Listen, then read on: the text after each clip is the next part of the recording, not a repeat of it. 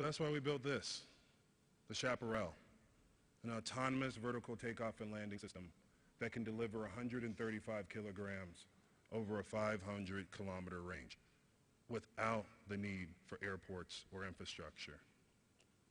See, our aircraft has substantially better operating costs than traditional air cargo vehicles. The rationale for that is because of our hybrid electric system, the long time before overhaul with our maintenance parts, and then the autonomy that allows us to be able to operate all around the clock. So let me walk you through a concept that's been top of mind for us at El Rey Air. If we need to decouple from infrastructure, I want to basically take you through what could happen right now and why that's so important. See, if you had to get something quickly from point A to point B, we like to think about it as a direct shot. But the reality is there are multiple steps involved. Whether you have to pack the plane to then go from one airport to another airport, to then have vans that then transport it to trucks. There's a number of steps, and if any single one of them don't work, then the whole supply chain falls apart. We want to simplify this concept to 3 steps. 1, you pack the pod. 2, the aircraft comes over to pick up the pod. And then 3, when it gets to its destination, it will deposit the pod at the place that you wanted it to go. We believe that this combination of vertical takeoff and landing and autonomy actually will permit around-the-clock 24/7 operations and increase the tempo for a lot of communities that are currently waiting for goods once every week or once every 10 days.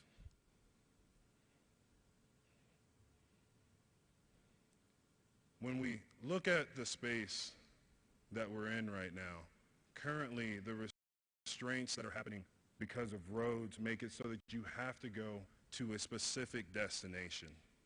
Roads are fundamentally restrained for this reason. Not only are they expensive, but they also make it so that even if you needed to go to other points, you have to deviate from those. And so our thesis is that vertical takeoff and landing actually permits you to be able to land in an almost dockless scenario. I'm not sure if you're familiar with what's happening around the world, especially when it comes to the urban population and how they're thinking about getting around cities. Something that's been shifting is the fact that there used to be station bikes in certain areas, but now there's dockless bikes and dockless scooters. This fundamentally permits a number of people to be able to get from point A to point B all around the city, as you can see on the right, as opposed to having to go from one spot to the other. We believe that we can fundamentally do the same thing in the sky.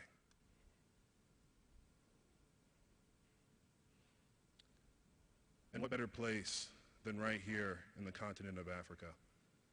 We've seen time and time again with this leapfrog technology that the continent of Africa is not only primed for innovation, but accepting and ready for it. Whether it's cell phones, whether it's Wi-Fi, whether it's mobile banking, or even e-commerce, Africa as a whole has had some of the highest adoptions. We've seen that in some regions that even from a mobile technology perspective, over 80–90% of the communities are in the loop. And so I want to walk you through something that's very close to my heart, which is where my dad grew up, which is where a lot of my family is.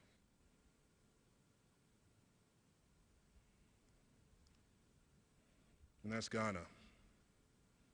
See, if we were to put our aircraft in the center of Ghana, if we were to place this in Kumasi, all of a sudden, if you were going to try and deliver goods from one part of the region to another, it could take hours, 10, 12, 15 hours to be able to go through a number of the roads, whether it's traffic or challenging infrastructure. Our system would make the entire region of Ghana accessible in less than 1 or 2 hours.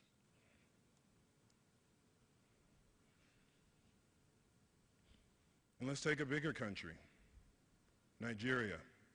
If we were to put our system in the middle of Abuja, we would be able to connect to over 80% of the country in less than an hour or two. For one of the largest, if not the largest economy in Africa, which has been a pioneer for e-commerce and has one of the largest populations, we believe that this can have a phenomenal impact on the region.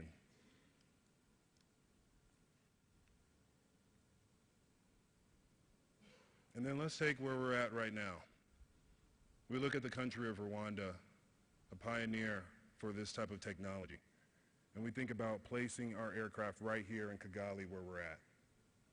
If we were to do this in less than 1 hour, we would be able to connect to every single community, warehouse, store here in the country. And so I want to leave you with this thought. We don't have all the answers, but we believe if we listen hard enough that the continent and multiple countries within Africa can help us along the way. We want to serve the communities and hear what it is exactly you want us to do for you. Our thesis is that we don't have to build highways on the ground. We can fundamentally use the skies to connect communities in ways that fundamentally were not possible before. Thank you.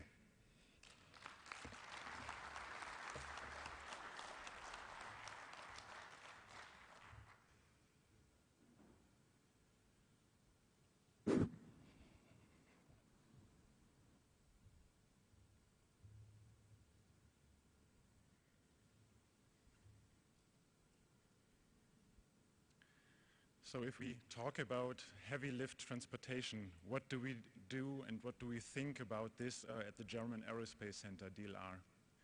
So 4 years roundabout, we started with a whole cluster of project looking at unmanned aircraft carrying 1 ton of payload. And we started this project right at the time when in Europe the new specific operation risk assessment came into being. And the question arose whether it is possible to fly these kind of aircraft in low altitudes over sparsely populated areas and find a cost-efficient solution that makes the operation still safe and maybe find sweet spots for industry where this kind of aircraft that don't exist today may have a place in the world in the future. What we do in this research project is looking at many different aspects. So we look at technology on the one side, including data links, the ground handling, airport integration, runtime monitoring, geofencing, and all these different questions that are important for the technology. But we also look at use cases. So where's possible economic value for these kind of aircraft? And how do you maybe certify this kind of aircraft? So is there actually a sweet spot, or is that not possible to certify it? Does it not make sense to use the specific operation risk assessment for this large aircraft? And we believe that it actually does. But as a researcher, looking at use cases, where do you apply these kind of aircraft? Of course, high demand delivery is one topic, but humanitarian aid is another. And as a researcher, it's a bit difficult to understand how this sphere, this world of humanitarian aid actually works. So what we did 2018 was setting up a project together with the UN World Food Programme and a company from the Netherlands called Wings for Aid, which was a very small part of the overall project that I was just talking about. And in the beginning of 2018, in a few months, we set this project up and went to the Dominican Republic with an existing smaller unmanned aircraft that we operate at DLR to get first-hand experience in a humanitarian simulation and find out how this world actually does work and how we have to design aircraft to bring value to these kind of operations. So DLR, as I said, we want to learn how this sphere of humanitarian aid actually works. And we want to validate our use cases that we have been using for the larger scale projects. The topics of Wings for Aid are a new technology for dropping. They have a new carton box that you also find on the booth here on this conference. And they wanted to assess this for the first time on a real operation of a drone. And then the World Food Programme, of course, was interested in getting first-hand experience and improve their knowledge, the knowledge that they have about how to operate drones and what kind of drones actually bring value to their mission to bring food to people in need. So the helicopter that we used is based on a Swiss company called Swiss Drones. It's the Dragon STO-50. This is an aircraft we have been operating at DLR for several years now. We extended this aircraft to the capability of dropping the boxes from wings weight. You see underneath this image how these boxes unfold when you drop them, so they don't need a parachute. And the nice thing is you can make them completely out of carton, completely out of paper, so they will biodegrade, and there is no waste left at the destination, so you don't have to bring anything back, while at the same time these boxes can be created very cost efficiently.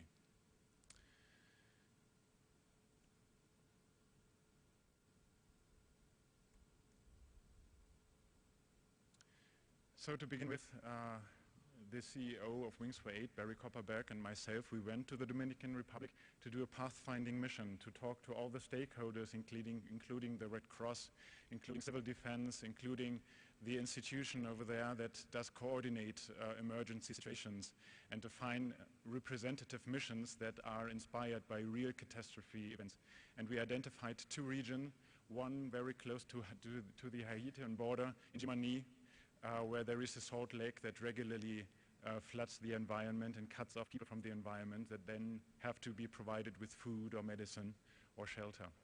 And then there is a place further to the north called Bajoyuna, and there is a river that almost every rainy season floods the environment, and almost every year you have to provide people in need over there, and a drone like our Super Artist could be a solution for a situation like that. So we defined several beyond visual line of sight flights that were representative of these catastrophe events, and we invited all the stakeholders there to evaluate our mission, and after performing this operation, assess how we performed compared to the other solutions they had, to really learn how we could improve the logistics chain in humanitarian aid. Then, of course, one of the big topics, if you want to do this pilot operation, is transportation of this aircraft. So this helicopter weighs around 100 kilograms, so it's not a small aircraft or a small drone. And you have to export it. And if the capabilities of this drone exceed certain characteristics, it's quickly rendered dual use, which makes it very difficult to export and re-import. So we actually had to reduce the capabilities of this aircraft to easily transport, to make it more easy to transport this aircraft into the Dominican Republic, to be able to handle this project in the few months that we had for this, for setting all this up. This was done by a company of Germany called Renus Logistics, as well as Wings for Aid. And then, of course, a big topic is the flight permit. And we use the same approach that we look at the larger scale projects, the specific operation risk assessment. We assess the ground risk. We fly over sparsely populated areas only. We don't cross people, we don't cross buildings in this case. We made sure that the air risk is mitigated by separating it from other aviation, and then did a first assessment on how this specific operation risk assessment actually works in real application. 2018, that was one of the very early application of this kind of operation, with this kind of operation carrying around about 20 kilograms of payload to a destination. So that was a big challenge, and it was a good opportunity to work with the Civil Aviation Authority there. That was very fruitful, and we learned a lot from it. So a few impressions. So you see on the left side the Jimani region, and you see, as it is a salt lake that from time to time floods the area, the salt water poisons the vegetations around, so it has an impression of a desert. So it was really warm there, and for myself it's quite warm. Actually the drone handles the heat better than I do. And on the right side, you see the northern area, which is completely green. You have lots of water there, and there is lots of vegetation, lots of rice fields. And we were performing these operations over these rice fields. And on the lower right, you can see the team that was involved in the operation of this pilot test operation. So a few statistics. We were there in the Dominican Republic for around about two weeks. We had 5 flight days and had overall 5 hours of flight time. While that doesn't sound much for a regular operation, it is quite a lot for research projects. So if you consider that all that is research equipment and experimental setup, this is quite a lot. We have learned quite a bit. We did 16 missions overall, and we got quite a bit feedback from the stakeholders involved, including Red Cross, World Food Programme, Civil Defense, as well as COE, which is the authority in the Dominican Republic coordinating emergency responses. Here you see the box dropping, and it drops down. The box has even been improved since then, and then now it's able to drop raw eggs without damaging them. So you can have a look at this box downstairs at the booth of Wade. Now, how does that move forward now? As I said, this was only a small part of the overall project. So we designed a new prototype, which is one step further towards the original 1 ton of payload that we looked at conceptual-wise. This aircraft is based on a gyrocopter. It can carry around about 150 to 200 kilograms of payload. It is a research aircraft. And it is flying. We had the first flight in 2018. Currently, we are improving its autonomy functions and are working on enabling long distance and beyond visual line of sight flight for this aircraft. And afterwards, we hope to perform longer-term operation to learn all the challenges and the open questions. As we are researchers, we are always looking for problems and open questions that are involved in operating such an aircraft of this size. So if, for example, you have ideas how this could be done maybe here in Africa, we would be definitely interested in discussing with you. So if you have ideas, please approach me after the session. So this is what we do at the German Aerospace Center when we talk about heavy lift transportation. Thank you very much.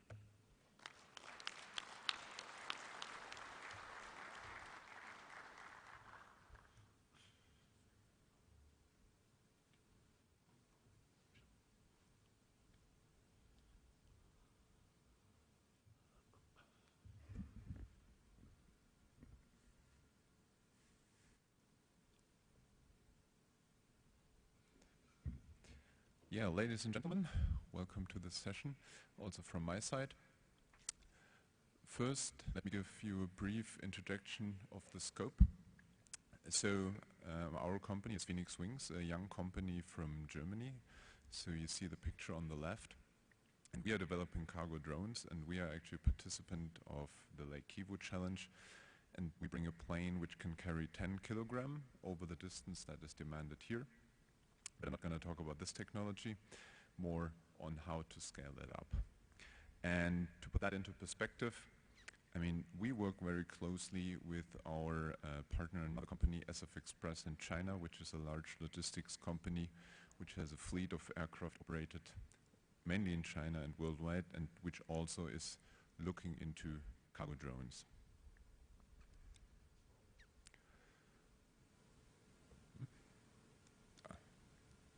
Wait. It's a bit laggy. Okay, so how do we see large cargo drones in the whole concept of logistics as an introduction for the technology? So for the main long distance routes, we still see the big cargo aircraft like Boeing and Airbus being operated in the long run. And then the aircraft that are discussed here, the large UAVs, would be used for medium distance, medium weight operations. And then for the distribution station traffic, there could be smaller drones like you see downstairs or a bit bigger. And we see that on a global scale. I mean, we operate in Asia, we operate in Europe, and we are now here in Africa to see what's possible. And it's basically developing as a level playing field in the world because regulations converge. So we see these operations will be seen worldwide. And the operations first, of course, will be in medical and humanitarian area, but of course, as the wealth increases in countries, express delivery, like the colleague said, the Amazon effect, and even fresh product delivery become a very important market in that scope. So going more to the technical part of that, it's a point of scaling which I want to make here. So if you're seeing the size of the aircraft and then the budget or people you need to develop and operate it, it's definitely not a linear scale. So if you increase the size, the budget will definitely rise exponentially. So saying we are in the left area now, in the green zone, and we want to increase the size of our craft. So if you just scale it up on the same technical level, you're going to go to the right and land in the red zone, which means you're going to get trouble. So you're either going to crash the aircraft or you have trouble with the regulations. So I'm not talking about the yellow zone up there. That means you probably work for the government and you have enough money. So seeing it like that, the factors is first the technology, that when you scale the aircraft, you have to not only scale the systems in size, but also in reliability and strength. And that means that it gets much more complex than just doubling the size, means multiplying the effort and costs. And also you have to think about the infrastructure and safety aspects. I mean, it's a big difference to operate like a 20-kilogram drone or like a 1-ton drone. But one thing is, it's a nice line in that graph, but given the regulations that now are developing, it is definitely not a line, but there is going to be big steps in there. And that's an important point to make, because if you start increasing the size of your drone, looking at SORA, you will at some point see a jump in the sail level, which means that if you increase by 1 kilo or something, you increase the effort by a multiplier. So that is important to see, because that means there's sweet spots given by the regulations. And for us, that means it's not easy to scale it fitting to a simple factor, because then you are over that step, which makes it probably uneconomical. So for that, we see you have to think about scaling in 2 dimensions. The one thing is you can scale up the aircraft, which will definitely be the case for several applications. But as I said, there's definitely jumps in that scaling, which may make it unattractive for a market. So it should also be considered not scaling the aircraft, but scaling the fleet. Because, I mean, you can transport a ton in 1 flight of a 1-ton aircraft or 10 flights of a 100-kilogram aircraft. Of course, this has to work out so you can separate the cargo and it's not one piece. And also there's applications where it actually makes sense to split the cargo, for example, in goods that come over time. And this is something which definitely goes into the technical aspects and the economy of operations, of larger scale operations. And I want to briefly tell you about an example we saw with our partners last year, and that is a fresh food logistics operation, which involved transporting a special kind of mushroom from different mountains where they are grown to a central hub. And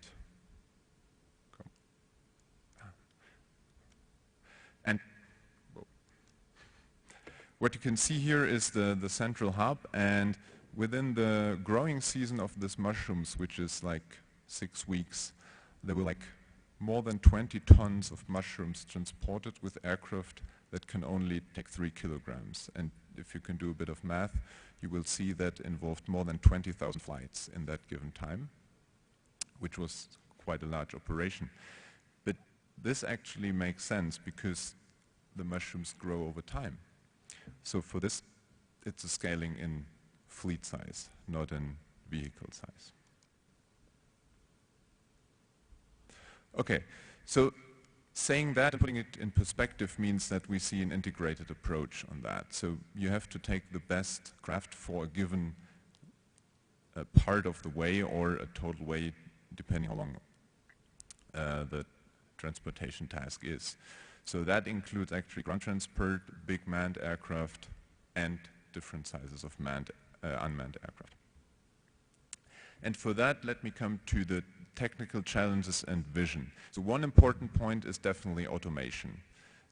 We can't talk about one aircraft, one pilot concepts in the unmanned domain, because that means we can only also put the pilot in the aircraft. It doesn't make a big difference then. So we definitely have to see an operation of multiple aircraft autonomously or one pilot, multiple aircraft. And that means we have to expand the envelope with the ATC automation. So seeing that we don't need radio communication for each UAV or the like. And also, like I said, we have to fit the vehicle to the operation because if we only design an aircraft to fit the regulation, it might not fit the operation.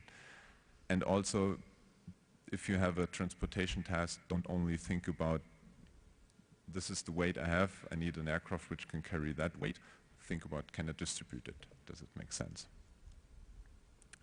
And so, talking about the bigger aircraft, like heavy lift in a way of tons, so what I see is that it's really important to get the airspace integration right. And to really make it work, I see that we need a single digital sky where every vehicle that is going around is connected to the same network, including manned aviation and that should be harmonized worldwide. I know it's a hard process, but we should push it together, including all stakeholders in the aviation. And on the technical systems, I see that it doesn't make sense that every company develops its own flight control and flight management systems. I mean, even the big aircraft companies don't do that. So we should cooperate on that and also work together with the big companies in that domain. So I think if some of you saw the Garmin Autoland feature, which they now integrate in some general aviation aircraft, I mean, this is a way which is in manned aviation already taken. If we can work together with these companies and push it to the unmanned world, then there is actually an overlap which helps us on the integration, and also it is proven technology which might make it easier to get integration actually working. And so to summarize it up, I see that it's very important to go an application-centric approach. So really see that we optimize the aircraft for the task which we want to do. Because at the moment we tend to optimize really everything for regulations, and this is necessary to be able to fly. That's admitted totally. But at some point we really need to revisit those regulations and see if they really fit the needs of the application and the users, because in the end we have to make money with that. Because if we have to spend money on that all the time, it will not be a sustainable business model. And with that, thank you very much.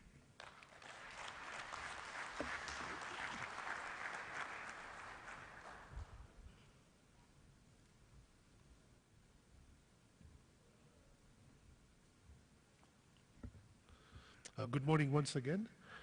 Before I start my presentation, I just would like to say a few thank yous, and the first one is to the World Bank for organizing such a great event, and to thank George and his team, especially Rosa, because it's very difficult to organize an event like this, and they've been working on it for a long time, and I hope that we can recognize the importance of this event and I trust that the World Bank will actually make this an annual event. So I'd just like to request all of you to please show your appreciation to the World Bank.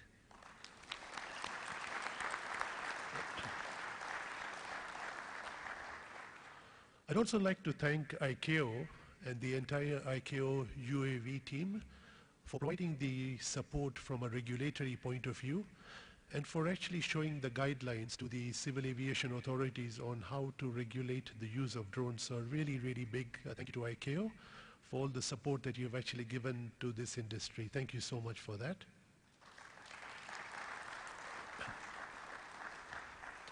And last but not the least, I'd also like to thank World Food Programme for recognizing the importance of drones as a way of complementing the existing fleet of aircrafts that they use so that they can actually be able to efficiently move humanitarian cargo to some of the regions which are so badly needed. So thank you so much to the World Food Programme team for showing the importance of the use of drones.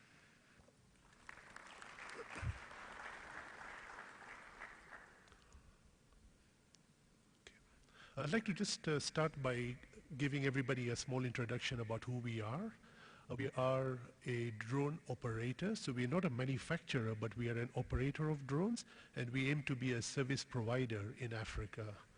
And the drones company is a subsidiary of a very well-established cargo airline, which is Astral Aviation, which is a company I started about 20 years ago. We have a fleet of about 10 cargo aircrafts, and we've been operating both schedule and charter flights. And we've been operating into some very, very high-risk regions such as Yemen, Somalia, and South Sudan. So what are our plans for the use of drones? I think the biggest plan that we actually have is last-mile cargo delivery. And we are taking our expertise of flying manned aircrafts for over 20 years, and we're actually now using that expertise to fly cargo. And our focus is humanitarian cargo, but in addition to that, we're also looking at medical, agriculture, e-commerce, mining, and oil and gas. And then we have a separate division, which is agriculture. We're doing all the usual things that everybody else is doing, which is mapping and crop spraying. But there are two things which is very different of our agriculture strategy, which is where we are using drones for locust control, and we also have an amazing product for reforestation. In addition to that, we are setting up the first training academy in East Africa, which will be open in Nairobi, so that we can actually bring drone enthusiasts from all over East and Central Africa to our hub in Nairobi, so that we can actually train them on the use of drones.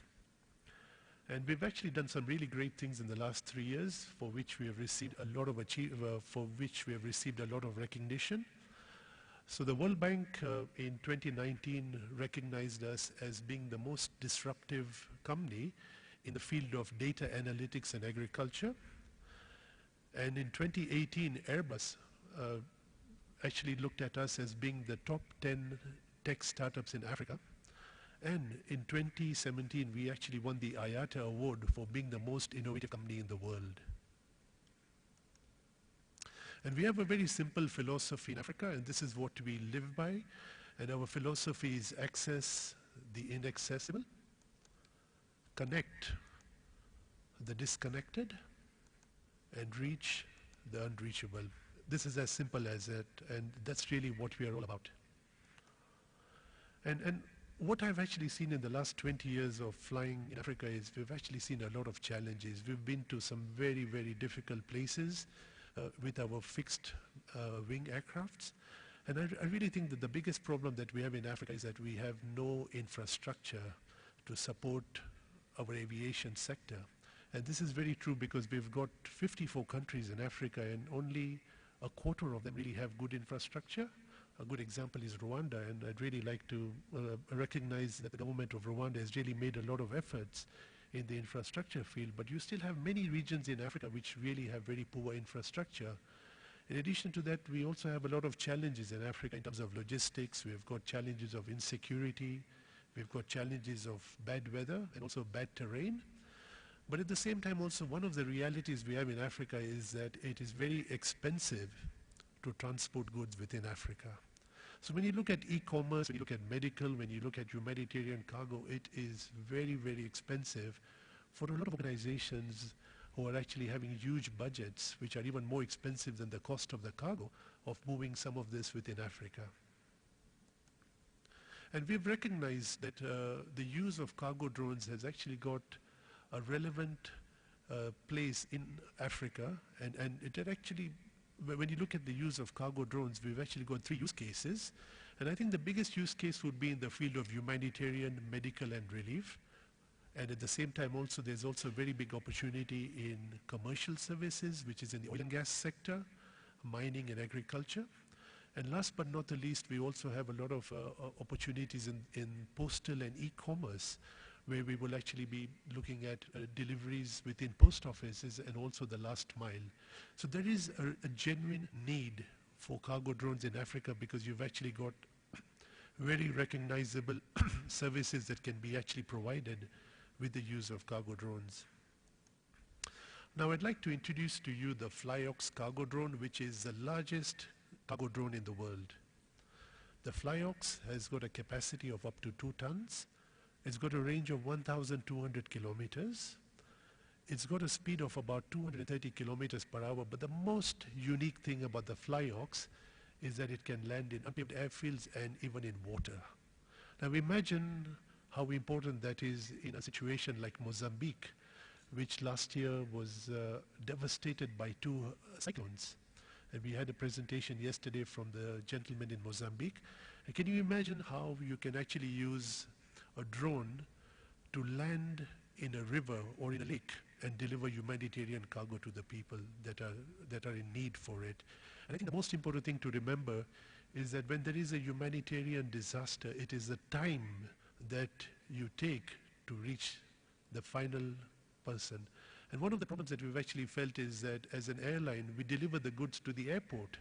But from the time it leaves the airport and it reaches a village, or it reaches a school, or it reaches a hospital, it can take up to 2 weeks. So what we are looking at is to remove the airport from the equation and go directly to the consumer, which is where the product is needed. And that is really what the whole objective of the cargo drone exercise is all about.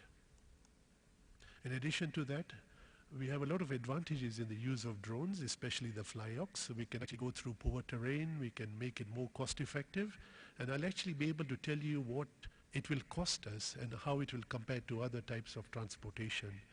We also have the flexibility, which is sometimes we are restricted in terms of crew duty time, and with the use of drones we will actually have that very, very big flexibility. And the most important thing is that we can do anything, anywhere, anytime, and by anyone. So I'd just like to give you an update on the FlyOx.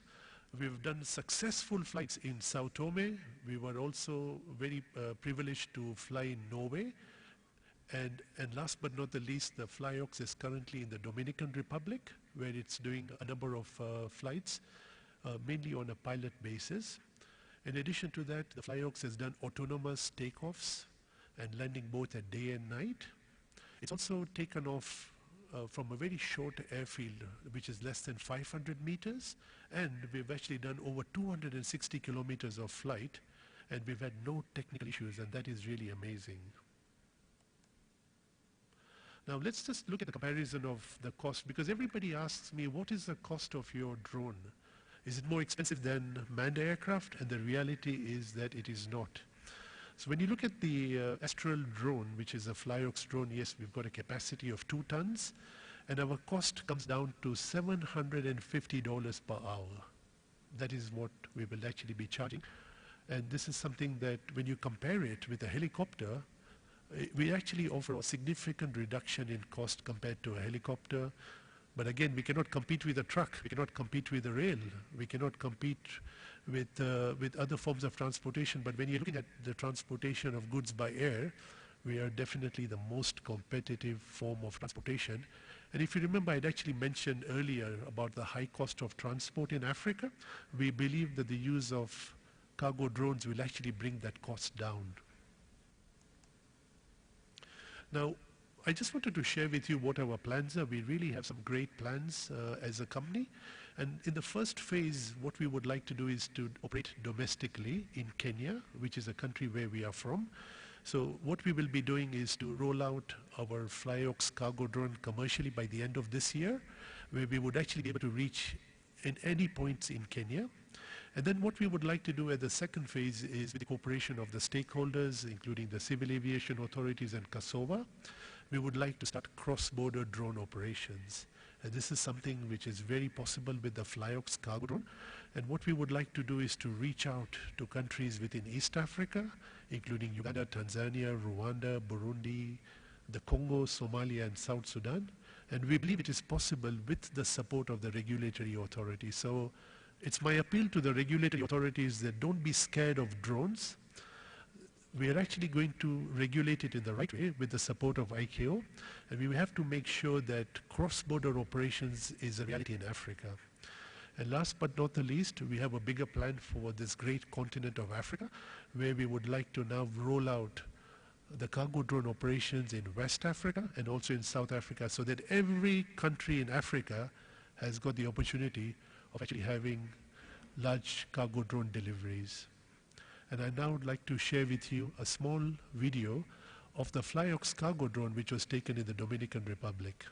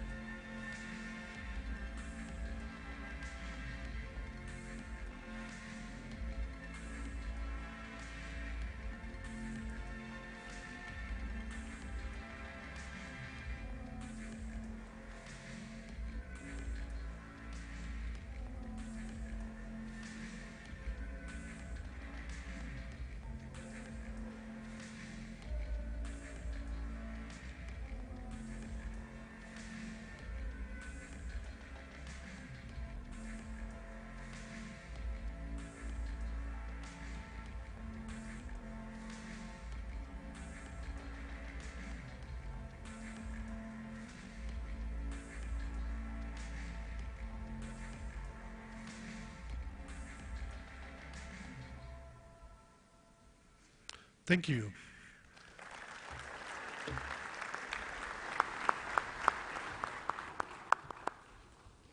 Okay. Thank you very much. So it was excellent presentations. I would like to go through the round of questions now to all the participants. And I would like to start with Sanjeev. So, dear Sanjeev, you are established air operator in Kenya. You have a fleet of 10 aircraft, and you also operate in some other countries surrounding Kenya. What would be your steps to introduce heavy lift cargo drone in your operation in Kenya and maybe in South Sudan? Thank you, Oleg. When we decided to go into the large cargo drones field, we actually realized that there were 5 very important steps that we had to follow to get to the entire use of cargo drones. And in the beginning, you have to look at the importation process, which is a very important process which requires the approvals of the relevant regulatory authorities and sometimes also the Department of Defense. And the second phase is actually this phase of testing. What we aim to do is to make sure that we can test the cargo drone in Africa, which is very important for us. And really, with the support of the Kenya Civil Aviation Authority, we have already got a test site, which is where we will be having our Flyox, and we will also be inviting all our stakeholders and regulators also to be there. The third thing which is very important is a pilot project. And again, we are looking at various pilot projects with our stakeholders, including the World Food Program, and seeing how we can actually be able to show the real case situation of where the Flyox cargo drone would actually have its capabilities and its advantages. The fourth phase, which is perhaps the most important one, is the certification. And this is where we really need the support of the civil aviation, ICAO, to actually provide the framework for such a large cargo drone to be certified. And then the last stage, which is the stage which is perhaps the most important of all of them, is the commercial aspects of it, where we have to make sure that we roll out the FlyOx cargo drone and offer it as a commercial service to any client in the world. So whether it is a humanitarian sector, whether it is the aid and relief, whether it's mining, oil and gas, e-commerce, we have to actually make sure that the product can actually meet the needs of all these sectors. So it's a 5-phase approach, and one where you have to be very patient. The entire timelines can actually be between 1 to 2 years, but we have to actually make sure that we see everything through, because there are really no shortcuts. We have to make sure that we do everything properly from start to finish. Okay. Thank you very much. Johan, on your presentation, you mentioned that DLR is open for, is looking for open and difficult questions. So I have one for you. And with your experience of certification, of approval of heavy lift drones, what efforts do you see are required to certify or approve such an operation by local CAA in country, for example, in Africa? So how would you describe this? Okay, Oleg, thank you very much. That is an important and very complex question, and I try not to answer with a lot in almost everything. So we have a situation where on the one hand we see larger scale unmanned aircraft involve higher risks in the operation compared to small unmanned aircraft. And then of course you have to make these aircraft much more reliable and much safer compared to the small ones. And this implies that the manufacturer of the aircraft has to invest quite a lot into the first drones. And on the other side, the configuration of drones and how they will look like in the future is not yet completely clear. I mean, the market has not yet decided whether VTOL aircraft is the one to go for, or whether a classical fixed wing like the FlyOx is the one to go for. So we have a situation where on the one hand we have lots of investment to be done in the on the one hand, and on the other lots of variation, and that makes it very difficult for the civil aviation authorities and for the regulators to find appropriate means to make cost-efficient regulations that enable all these initial pioneering work, and that is one of the big challenges. And I think that there is a lot of cooperation needed between the countries, the civil aviation authorities, and the first heavy lift cargo drones to make first experiments, to do first things first, to learn from it. And this is what we at DLR actually strive for, to do experiments, to gain knowledge and play that back into the UAV community. Okay, okay. Thank you. Thank you very much. So, Mark, I'd like to ask this question to yourself. From technology standpoint, what do you see is the main challenge for heavy lift drone to that they should overcome from the technology standpoint? So, yeah, what I really see as the biggest challenge is to get a supply chain up and running for components for heavy lift drones, because as I said before, I don't think it makes sense that every company develops all the systems by themselves. So we need to get companies that focus on components like autopilots, propulsion systems that are then good enough to be certified. Okay, okay. And I heard you mentioned Garmin. That was just an example to say a big player who has probably the potential to go for like DEFNS or something. Okay, okay. Sounds good. So, Kofi, you are producing this drone that is able to carry more than 100 kilograms. So how you describe your operation of this drone in humanitarian reliefs, for humanitarian, how would you kind of in detail would see different activities that can be done by your drone, and how would you diversify those activities also outside of humanitarian cargo delivery? Yeah, great question, Oleg. The way that we're thinking about it on our side, from an operations standpoint, is that we have our pod, which is essentially the shipping container, which is decoupled from the aircraft. Because the pod is decoupled from the aircraft, you essentially have an opportunity where you can load multiple pods ahead of time. So we almost think about this as a conveyor belt through the sky. You have a number of pods on one side, a number of empty pods on the other side, and you just keep swapping them back and forth. When we think about the tempo of a lot of communities that the World Food Program serves and the effective cost associated with it, part of that challenge is being able to just increase the frequency and the utilization of those assets so they can continue to run all around the day and also at night.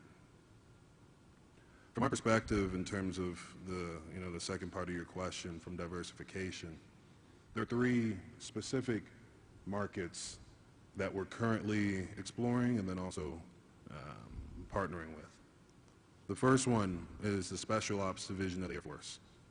They've been phenomenal in helping us with some of the R&D and then giving us insight into what's been effective for them in the past. The second one is something that I mentioned in our presentation, which is about the growth of e-commerce. So when we think of parcel delivery or even pharmaceuticals, we believe that our systems can be a catalyst for being able to connect a lot of communities with that type of growth. And then the third one, which is the one that's the closest to me and my leadership team, is the humanitarian side.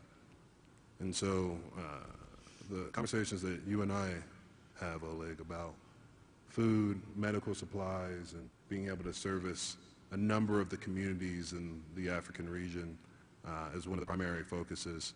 But then, to your point, we're also diversifying to make sure that we can address a couple of needs. Okay. Thank you, Copy. Thank you. I'm just wondering how we are on time. So does anybody give me the reference for that time? Are we okay and for one more questions? It's 10 more minutes, that's fine. Okay, so... are you taking questions from the audience? We can. We have a couple, one more prepared question, or we can take a question from the audience. If there are questions from audience, there may we have 1, 2, let's start with 3. Okay, sounds good. We'll take questions from audience. Microphone on that side. Good morning. My name is Spencer Horn. Thank you for a very, very exciting and inspiring panel. This is, I think, one of the really, really exciting aspects of drone delivery for me. I was just curious, we've been talking a lot about payload in terms of weight or mass, but I was wondering about volume as a constraint and how each one of you are looking or dealing with that particular aspect. Okay. I'll just answer this quickly from the World Food Program standpoint, and then we'll ask them if anybody from the panel can answer this question. From World Food Program standpoint, our density is 0.4. That should answer the question. So in many situations, it's volume limited. Like, for example, we talk about FlyOx. So FlyOx compartment density is 1. So in this case, it will be volume limited. Okay, and anybody wants to go? Yeah, from our perspective at Elroy Air, the rationale for us to actually decouple our pod from the aircraft is because we know that the answer to that question is actually going to be pretty iterative. It's going to evolve over time. It's going to be different for a number of markets. And so similar to the trucking industry where you'll have multiple trailers associated with power units, our thesis is that we can actually continue to evolve our volume without fundamentally having to change the configuration of the aircraft. So that's how we're addressing it. Anybody else would like to pick up this and then? Okay, thank you very much for the question. Hi, I'm Gabo from Village Reach and the UAV for Payload Delivery Working Group. I'd like to hear your thoughts on the future of standardizing cargo payload compartments, similar that's been done in the trucking industry or in the shipping industry. And if you're currently thinking about designing for standards that would be certified by ISO. Last question. I thought I saw 3 hands go up. I don't mean 3 hands. We all have 2 hands, okay? But I mean 3 people. Yes, this gentleman here in the front. Thank you. Good morning, and thank you again for an excellent presentations. As you know, the industry is well organized in aviation. We have IATA, CANSO, you know, and I can mention many organizations. Do you think it would be useful to have an organization representing UAS, you know, operators? So we have two questions on do we need organization to represent US and standardization of the cargo compartment, right? Would like I'm trying to give one perspective on the question of standardization of the cargo compartments. I think one of the strong sides of unmanned aircraft is their variety. You can design them more free than you can for manned aviation because you don't have people on board. So there's a strong side in variation. You can tackle niches of problems more easily by designing aircraft for that particular scenario.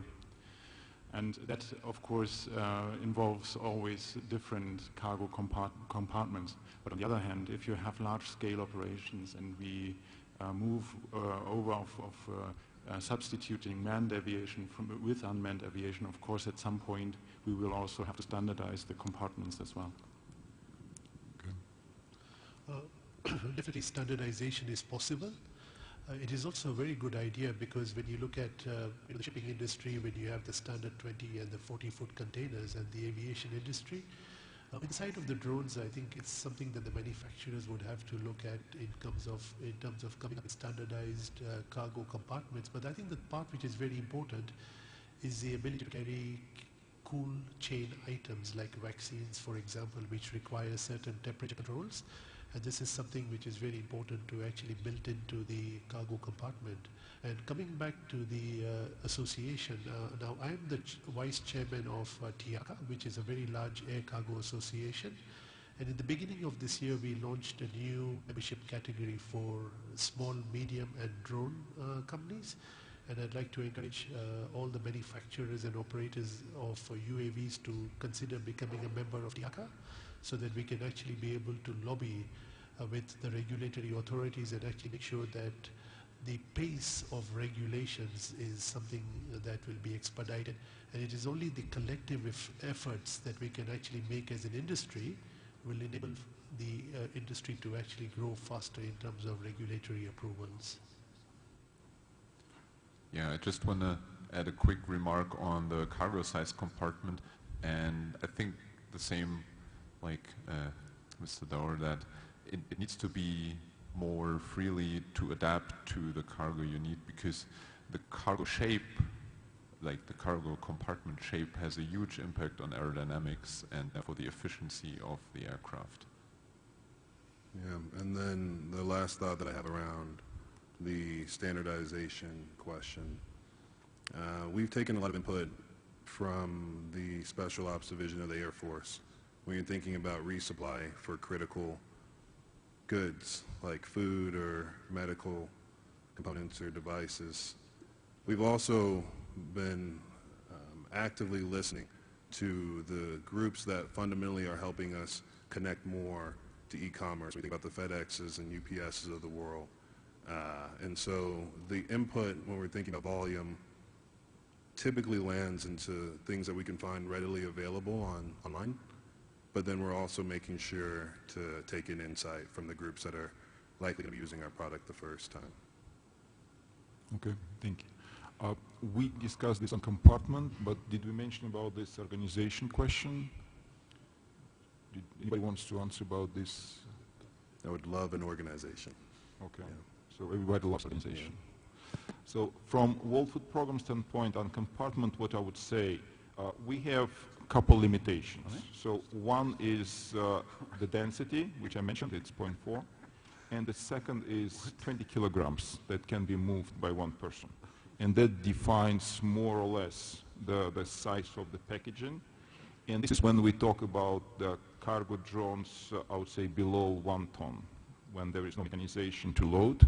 Above 1 ton can be different. It can be pallet, can be something different. But below 1 ton, I see this in limited by those two parameters, which is the density and 20 kilograms that can be carried by the person to load and by somebody to pick up from the ground after the drop. So I guess we are on time. So thank you very much, all panelists. But before you leave, I would like to ask you one or two words, how you would describe 2 words. heavy lift. 2 words you say, right? Each 2 words, but actually 2 words literally. How would you describe these heavy lift cargo drones? Just what comes to your mind? 2 words that come to your mind. Tough question. Okay, I can short it to one word. I'm going to stick with 2 words. Good. Connecting communities. Connecting communities, great. Challenge and fun, I would say. Challenge And fun. and fun. Okay. Disruption and Africa being the superpower of drones. Great. Love it. I like the way you count. I would say an inspiring challenge. Okay, inspiring challenge. Okay. Thank you very much. Thank you very much. It's a great honor. Big hand to them. Thank you very much, all again, panelists. And we do the usual. Here she comes, the fantastic lady. You know, these are designer shirts. They're made by a company called Motions, based here in Kigali, Rwanda. And they're very, very good. You know. Motions, you know what we'll do? We'll put up the address before the closing so that you can go visit them and see. But you won't get it. This is patented to ADF, not this design. We will... Oh, he's taking a picture of me or the shirt? Thank you very much, panelists, for this. We appreciate that. To catch up with time, can we go to the next session, which is Airspace Management for Unmanned Services? Can I ask Barbara and David to come up, please? The next 3 sessions are also going to include a wrap-up slightly or a summary of what happened yesterday. So we would like to know what... Get more. So please, over to you.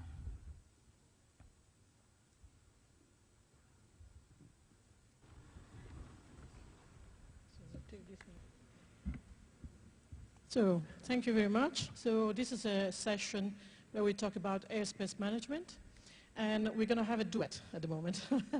So before we invite all the speakers, I want to give the mic to David, and he's going to go give it a brief of yesterday, what we talked about yesterday. Please, go ahead. Thanks, Barbara. Thank you. Ladies and gentlemen, my name is David Guerin. Yesterday we had more of a deep dive into connected skies. It was a well-attended 2.5-hour session. A range of speakers, firstly on connectivity, and then we moved into unmanned traffic management issues, and then a summary of the Lake Kivu Challenge learnings so far. The interesting thing, or my main takeaway from this event, was the new player on the block. And really, in my mind, that is the telcos. And Barbara presented well, and we talked at length about GSMA issues, because the Lake Kivu Challenge relies completely on connectivity through GSM. So I have 50 questions. I'm not asking now, and we went through a lot of them yesterday, but 50 questions for the new player in the room. So please touch base with us afterwards if you're interested in those questions. Thank you. Thank you, David. So I want to introduce then all the speakers. I'm going to start with Mr. Eustache Karagire. Please give a warm welcome. He is the Director of Navigation Services for the Rwanda Civil Aviation.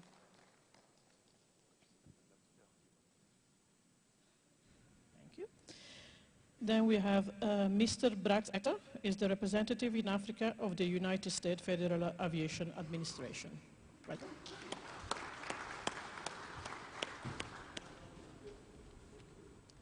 Mr. Jae-Yoon Han is the head of research team for the aviation safety and technology.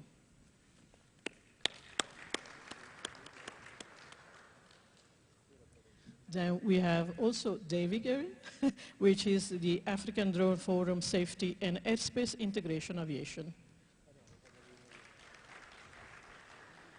Then we have Mr. Philips Bings, which is the head of air traffic management from Altitude Angel.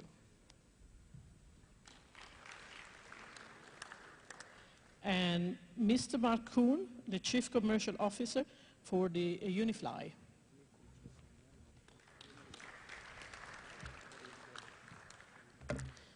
So thank you everybody for being here. The way we will start a little bit with some slides, and then we will go trying to have most of the questions also from the audience. So I want to give the floor all first to you. Please, here's the clicker.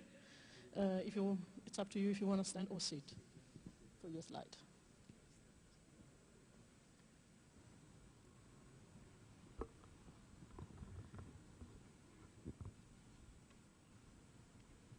Good morning, everyone. My name is Karagire Stash. I'm a Director Air Navigation Services, Rwanda Airport Company. The company which is now separated from the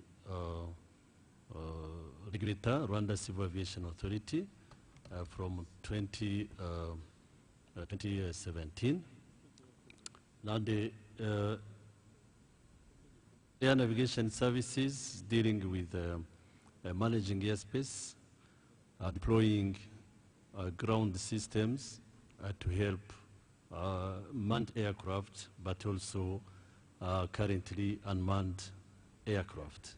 So those ground systems also helps to provide services like aeronautical information services, but also aeronautical meteorology. Those are just general information. As I said, it's now Air Navigation Services, INSP, who is now fully certified with the regulator. So we have certification to provide air navigation services at the national level, but also we have ISO certification for quality systems when we're providing the air navigation services. So that is a brief presentation of the INSP in Rwanda. As I said, we are responsible for airspace management, air traffic management, ground technology, including aeronautical information, but also meteorology. And currently, from 2016, now drone as a new entrant is now managed and accepted in Rwanda airspace. Statistically, drones will reach 20 million, and this year, compared to manned aircraft, which will reach 30,000. So you see the difference that really drones are entering into the aviation industry, and we have really to take care for them. At national level, if you look at the statistics, so it tends to double the traffic of manned aircraft. On the quickly on the drone traffic management, those are the main enablers for us. So we have government directions, strategies, which is really give us a big support to be able to connect to any drone port, having the internet fiber and broad connectivity from point to point. So the internet penetration helps us to make sure that from drone port to the air traffic control unit, we use the voice of AIP all the data through internet. So it's a really infrastructure which helps this UTM to be really happening. Then we have the focus for government for saving lives with drone. So we really also comply with that and make sure that whatever they want, they will be served. Lastly, it's the government deployment of automatic weather stations all over the country, which also help to continuously know the current weather status, but also forecasting for future weather conditions. Another enabler is a collaboration and coordination framework at the national level. We have different players, regulators, drone operators. We have also airport operators.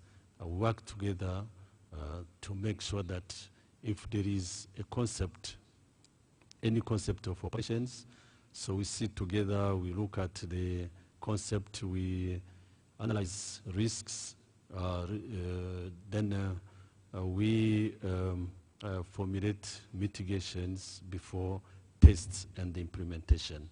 So routes also are planned together to make sure that we get a consensus on everything. So consensus on also a phased approach we have when implementing UTM. It is done under that collaboration framework. Lastly, Rwanda case, just we adopted to have a phased approach when we are implementing UTM to support drone operations, specifically drone operation beyond the line of sight. We have a registration, identification, geofencing, depending on the aircraft hardware and the software capabilities. We have already introduced a flight planning. Then we have a mapping specifically for analyzing any route which may be needed by the drone operator to supply to any delivery or supply blood. We have also a system tracking which is different to existing ATC surveillance normally used in air traffic management, but also the data link recording and playback for just in case of incident, you can play back what the flight, and then we sit together with the drone operator, we look at the drone mitigation, and then we come up with another solution to move on. So some of these components, they are still independent from each other, but the plan is to make all those components fully integrated. Thank you. Thank you very much. So if we can pass to Mr. Etta. So up to you if you want to stand over there, or thank you. Yes.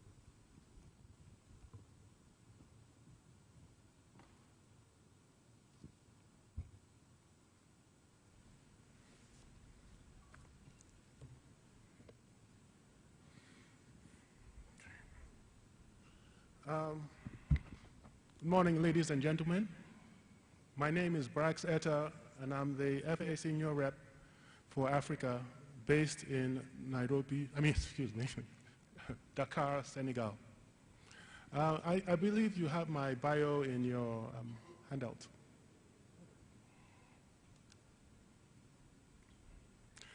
Okay. This here is the vision of the future vision of the UAS environment in the US.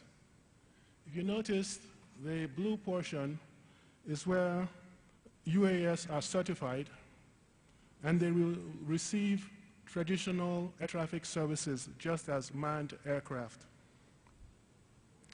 At the bottom, at 400 feet and below, you have what we've been discussing all week, UTM, where the US must meet established performance requirements. And they cooperatively separate through shared situational awareness. There are no air traffic services involved here.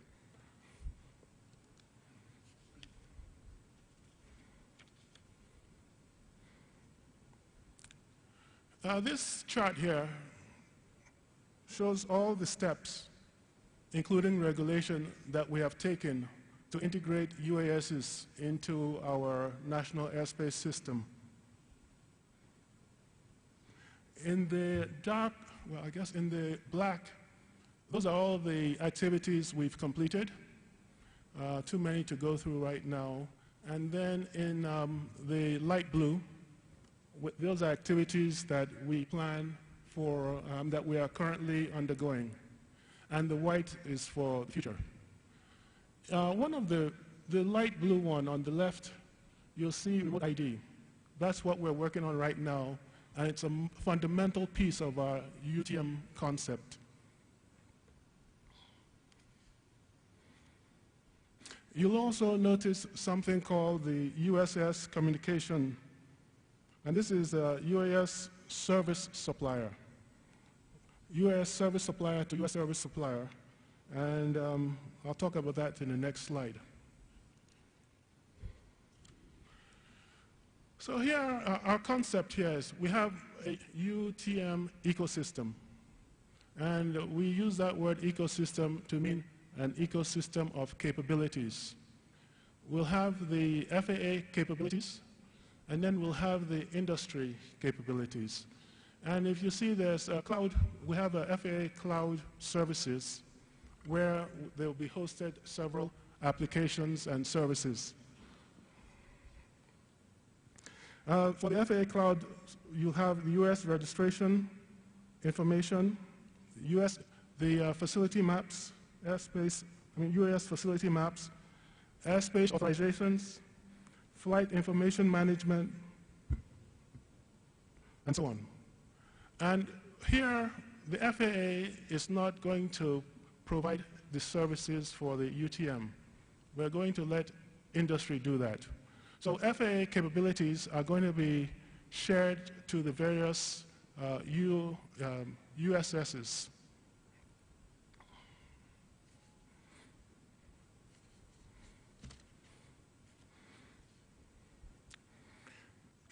And now what will the USSs do, the UAS service suppliers? They'll provide flight planning, strategic UAS traffic deconfliction, weather, and flight restrictions.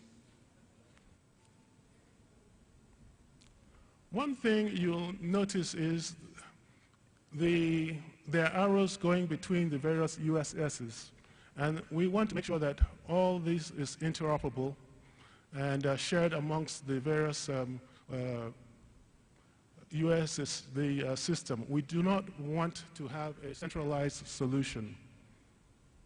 So and then these USS will share all the information they have and provide it to the various users, the operators in the system.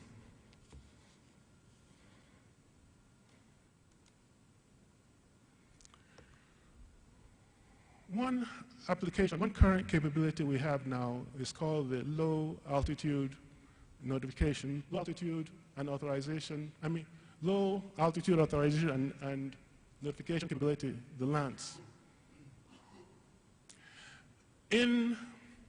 When we passed the small UAS rule, 107, some of the operators wanted to operate near the airports or controlled airspace. And in order to do that, they needed authorizations. So the FAA decided to provide these authorizations. And they were immediately swamped. They got thousands of requests. And within, the backload was about 90 days for, to respond to any authorization request. So the FAA, working with industry, provided that, so we said they handed it out to the industry and says, help. We need to decide, and we need your help in coming up with how to deal with these authorizations. And that's where the LANS system was developed. It's all from industry. Industry came up with a way, once the FAA provided all the information you see there, the industry was able to, in very real time, provide authorizations to the various operators in the system that requested authorizations. Let's see. Since 2017, there have been about 170 approved authorizations through LANS. And this covers about 400 air traffic facilities involving 600 airports. And we currently have 21 LANS USSs, excuse me. And then questions for later. Thank you very much. So now we will go to Mr. Han.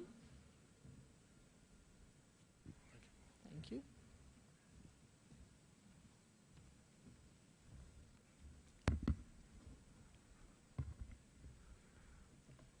Okay, thank you, moderator. Good morning, ladies and gentlemen. My name is Jae-hyun Han. I'm from Korea Transport Institute in Korea. It is my honor to have opportunity to introduce our research on related regulation for safe operation of UAV. As a background, civil unmanned aerial vehicle is emerging as a new growth industry. Therefore, related industry on technologies and regulations of UAV is conducting over the world. ICAO is also developing the Annex, which is an international standard for ALPAS, remote pilot aircraft system.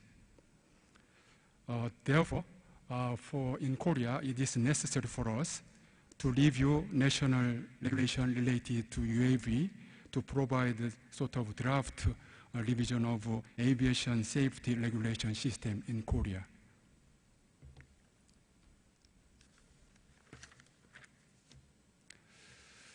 On the right-hand side of this slide, the concept of ALPAS operation is shown. At the center, remotely pilot aircraft is operated by remote pilot through the C2 link, command and control data link, as you know. Generally, UAV refers to all aircraft that flies without pilot boarding. However, we are focusing on certified UAV for study on the regulation for UAV. So we are considering ALPAS mainly for our study.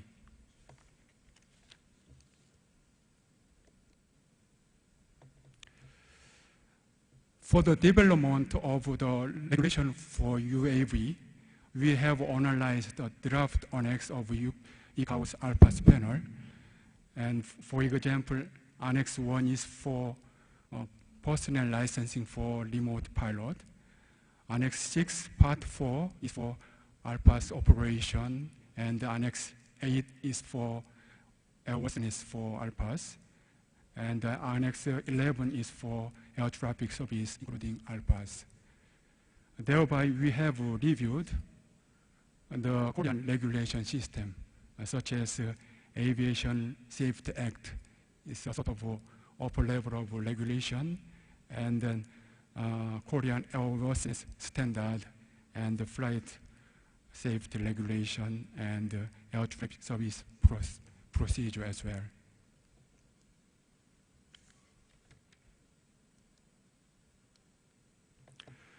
We have summarized revision issues for Korean Aviation Safety Act which is the upper level of regulation. So first, we need a legal basis for safe operation of UAV. Current Korean Aviation Safety Act has no basis for the airworthiness operation certificate and the licensing for UAV. And second, we need safety supervision, such as SMS, safety management system for UAV operation. Third, we need to consider UAV characteristics, such as remote pilot and C2link and detect and avoid, etc., for considering the Aviation Safety Act. Therefore, we would like to suggest revision directions like right-hand side. Okay.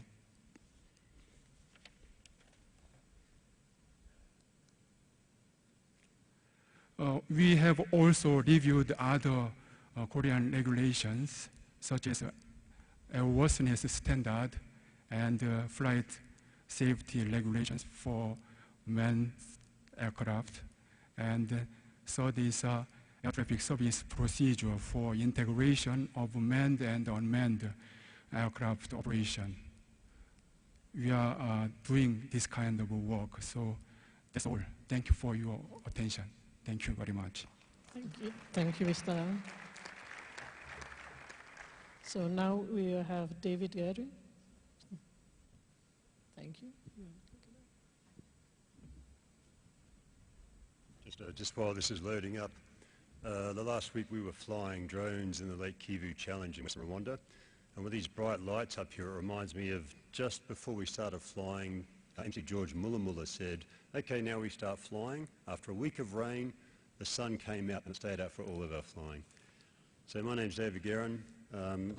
I started with the World Bank as a short-term consultant late 2017, and then I was honoured to work in Tanzania for facilitating the Lake Victoria Challenge in Mwanza, and we all learnt a range of things there. The most important things for me were the difficulties in operating unmanned aircraft in low to no connectivity and surveillance areas with very little data on coverage for GSM or mapping. The other thing is, you'll notice in every one of these operations that we facilitate has got a lake in there. It's because I'm not convinced yet we know enough about ground risk, and so I'm reducing the ground risk by operating over water. I really need to thank the Rwandan government for their support. In September we moved the operation to the Lake Kivu Challenge, and this is where we've been since then. What I really want to do, and this comes from a lot of forums that I attend, where operators come to me as the face I was then of the Lake Victoria Challenge, saying, we'd like to go to Africa because we understand the regulations are really easy to get past. It's easy to fly. I don't like that. I come from air traffic management background, safety risk management. So I've made sure that I've set the bar high, and all of our teams competing would totally agree with that, I'm sure. So let's step through my spelling error there. It's actually the 9854. This is a document released by ICAO in 2005. It inspired me at the time about the future. It looked 25 years ahead. It was an evolutionary document at the time, and it talked about some of the items you can see there. So we're looking towards harmonization, global interoperability, and it states there, of course, no regulatory framework. This is the case, and it's still the case, but we're working towards that. I want to point out about Rwanda. 2008 was a very big year for me. One of the main things that happened was that the Rwandan Part 27, Unmanned Aircraft Systems Regulations, was published, and I was enthralled when I saw it. We were in Tanzania at the time, and I didn't even know the process behind it. But so I've been working with the Part 27 for a very long time now. We've examined every part of it, applied it to drone operations, and I'm based in England. There's a large amount of sponsorship for the Lake Kivu Challenge from UK Aid, and yet we hardly got any applicants or interest from the UK. So I attended this Westminster e-forum on commercial drone operations in the UK, and I was able to point out that the UK has some issues, and the UK realises this, and they want to leap forward. So the UK is looking towards Rwanda to find out what to do next. This is the transcript, it's online, of what I said, and my main point again is we need all the stakeholders to be in the room. The next part of this e-forum was the issue of airspace categorization and VFR or VFR or IFR aircraft. So I don't have a framework from ICAO to operate drones because they're not IFR, they're not VFR, they won't be. They don't fit in the airspace classification they have. I've got no problem with that because that's how it is at the moment. So what I want to do is try and create an environment where we can move forward and discuss these things. I also noticed that there are a lot of bodies in the UK who are against reporting of drones, reporting of sightings, and I represent air traffic controllers in many forums. We cannot, as an industry, move forward without full respect for safety, without full reporting culture, and when we report and share information, that no one is criticised for this. This happens in a lot of places. It amazes me in Switzerland that 3 air traffic controllers have been convicted, or one's been convicted and 2 were taken towards conviction for what I would call indiscretions, and this again stops reporting. The next point from me is that at the moment, and this is the main focus point for me, there are no separation standards, there are no segregation guidelines for air traffic controllers anywhere in the world to allow unmanned aircraft, I'm not talking about RPAS, but to allow unmanned aircraft to operate legally in their airspace without a fair amount of work. So I don't think the Swiss air traffic controllers will be the first now to allow this to happen when they're likely to be accused for trying their best and making errors. This is a complex scenario. This is the work we did in Australia when I was a senior ATS specialist. 2014, we wrote some guidelines that we could then apply to allow RPAS or unmanned aircraft to operate in the airspace. For each one of the applications, it took between 1 and 2 weeks to process. So accommodation takes a lot of resources. There are really only 2 of us in the whole organisation. We are moving forward, and just in summary, I'd like to mention my goals are to provide a toolkit for African and other countries to look into and say, I need to rely on GSM. I need to know about this. My roadblocks are IFR, VFR, the categorization of airspace. And please, everyone be involved in this way forward. All the stakeholders, and I mean JARIS, ICAO, BALPA, IFATCA, IATA, CANSO, industry, all need to be in the room because we are not fostering a drone industry, the direction we're going at present. And I know this because I'm a practitioner where I tried to apply ICAO and I can't operate in controlled airspace, and I tried to apply JARIS and I can't operate in controlled airspace. So for the time being, it's segregation. Thank you very much. Thank you very much, David. So now we go to Mr. Phillips, please.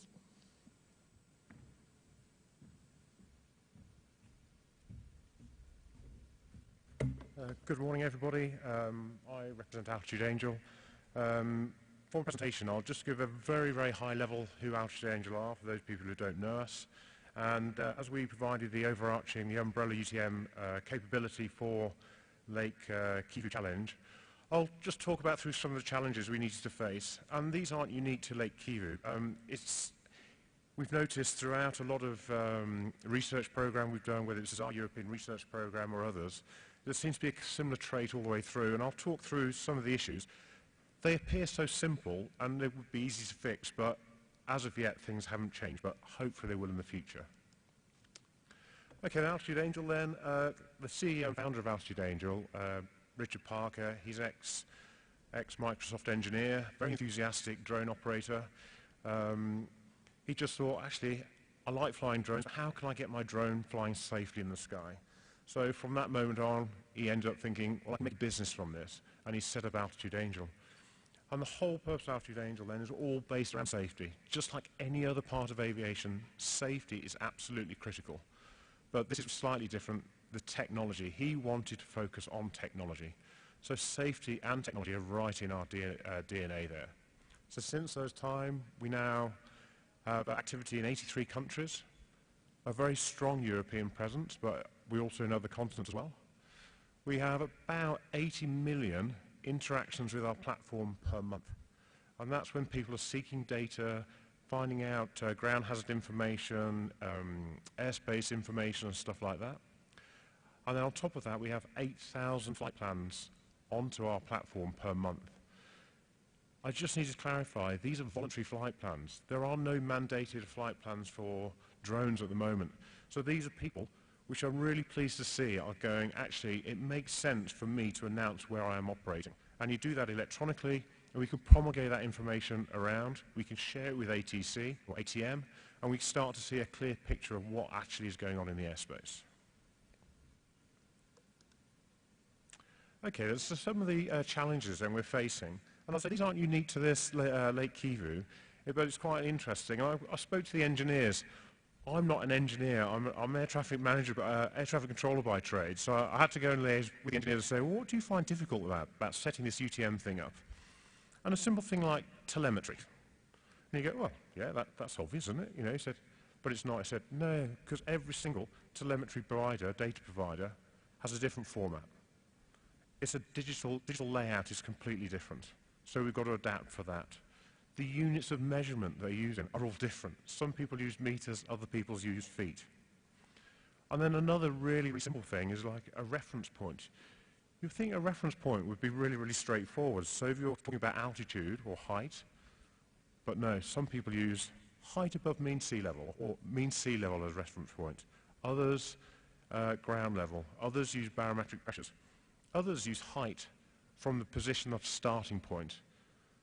Well, that's okay if everybody starts from the same point. But in the real world, that's not going to happen. And so all of a sudden, 400 feet for one person is not 400 feet for somebody else. It's actually a completely different level.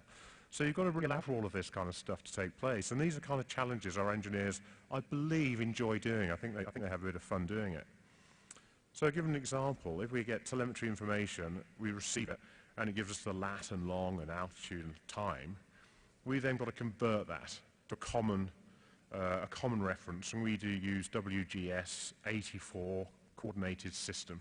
Please don't ask me about that. I just got told to say that by the engineers. And then we've got to interpopulate other additional information like velocity, acceleration, and heading. Now, wouldn't it be great if we could start working on some standards where all the data providers actually use a common reference, common units, common reference points, and actually as an industry, it's quite an immature industry at the moment, it's developing very, very rapidly. It'd make our lives so much easier in future, and arguably it would make it a lot safer. Anyway, so that's our introduction to Lake Kivu. We're really thrilled to be a part of this. It's really, really exciting, and we're looking forward to getting involved in the flying that's taking place as of from tomorrow. Thank you. And now, last but not least, Mr. Kuhn.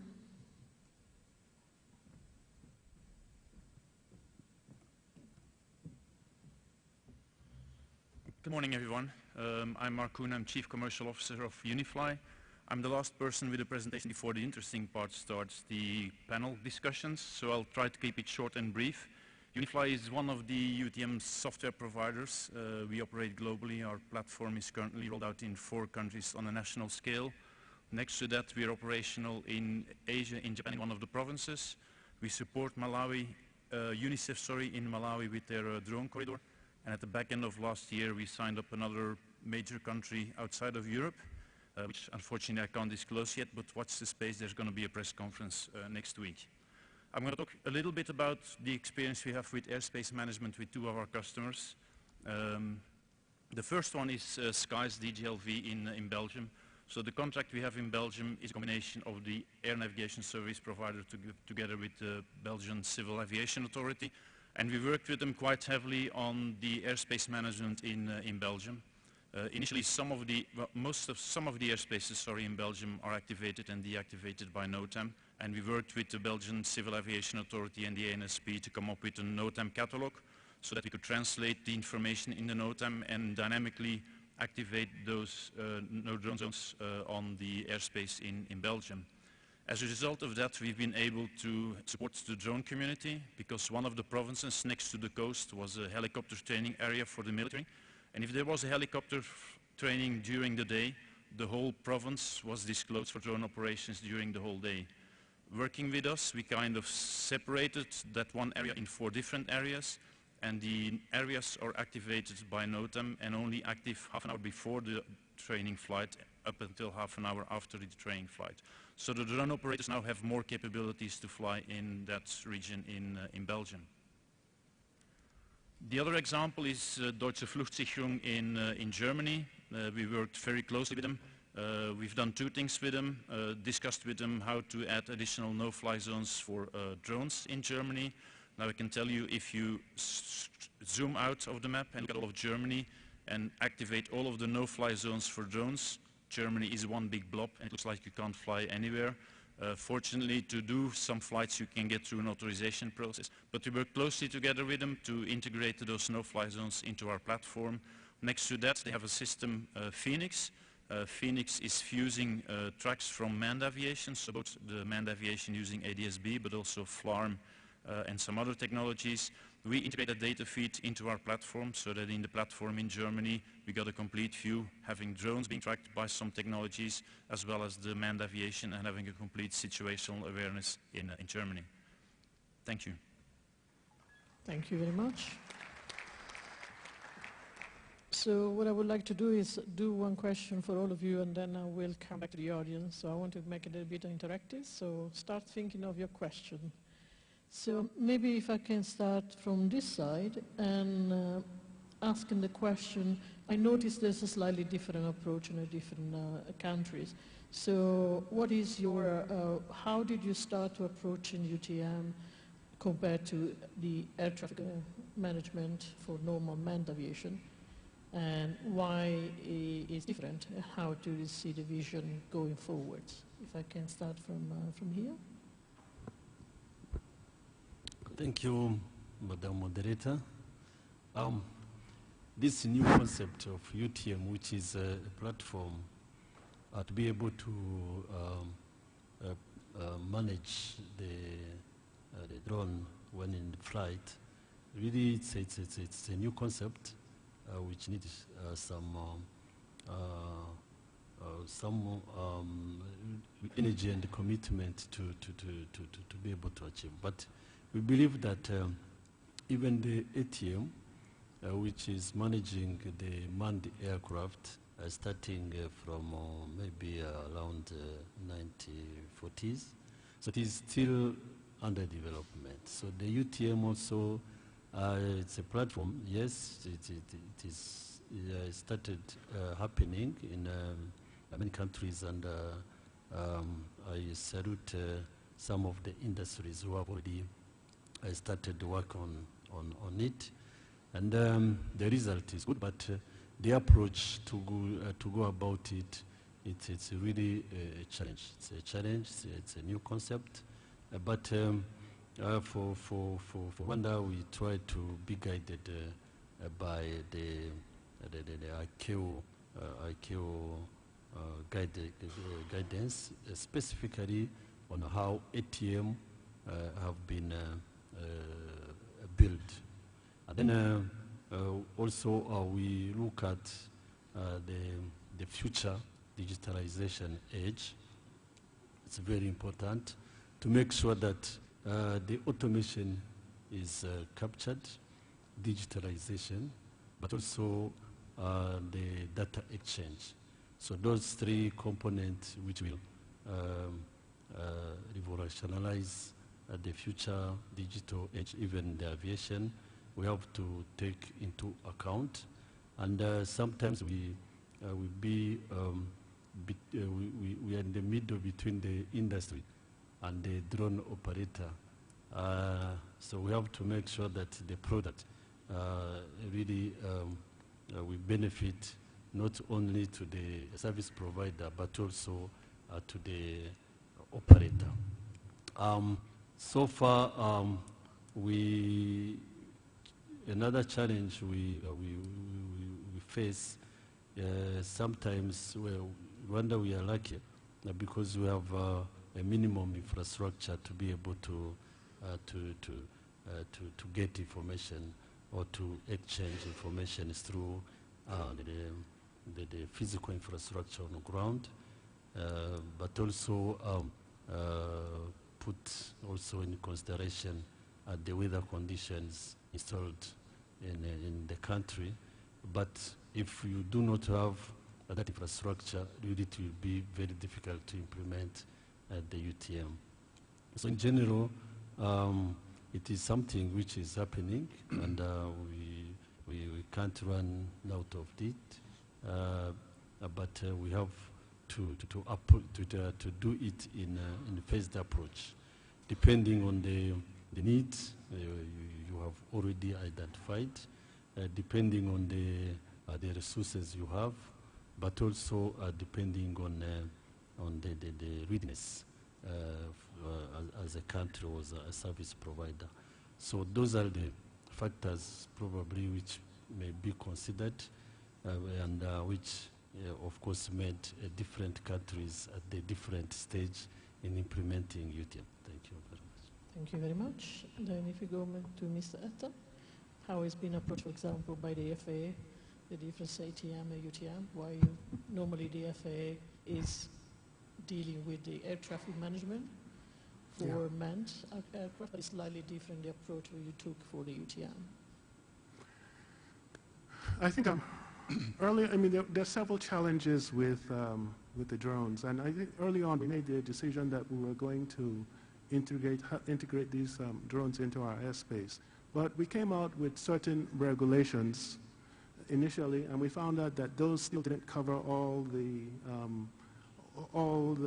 the capabilities that drones had. And drones were developing so rapidly, but we still wanted to address those issues of drones. So we came out in, I think, 2016 with the small drone rule, small UAS rule. And there we had some certain stipulations, like certain height, and it can't do it can't go over people, and so on.